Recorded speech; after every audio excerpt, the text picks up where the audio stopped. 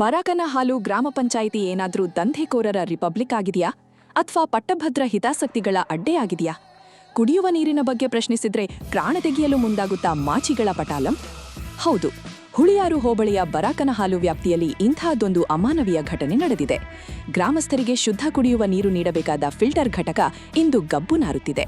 ಈ ಅವ್ಯವಸ್ಥೆಯನ್ನು ಪ್ರಶ್ನಿಸಿ ಅಧಿಕಾರಿಗಳ ಗಮನಕ್ಕೆ ತರಲು ವಿಡಿಯೋ ಮಾಡಿದ ಕುಶಾಲಪುರದ ದರ್ಶನ್ ಎಂಬ ಯುವಕನ ಮೇಲೆ ಮಾರಣಾಂತಿಕ ಹಲ್ಲೆ ನಡೆಸಲಾಗಿದೆ.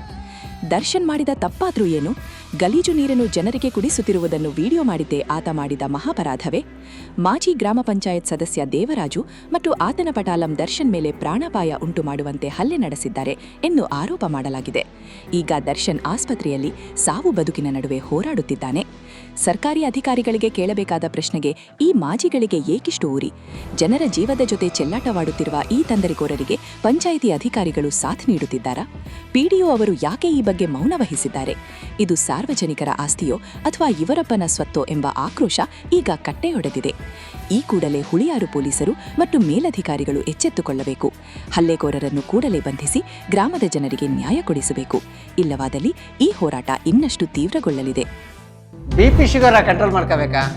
100% ನಿಮ್ಮ BP ಶುಗರ್ನ ಕಂಟ್ರೋಲ್ ಮಾಡ್ಕೋಬೇಕು ಅಂತಂದರೆ ಬೆಟ್ಟದ ನೆಲ್ಲಿಕಾಯಿಂದ ಮಾಡಿರೋಂಥ ನಮ್ಮ ಜೀನಿ ಶುಗರ್ ಆಮ್ಲನ ಯೂಸ್ ಮಾಡಿ BP ಶುಗರ್ನ ಕಂಟ್ರೋಲ್ ಮಾಡ್ಕೊಳ್ಳಿ.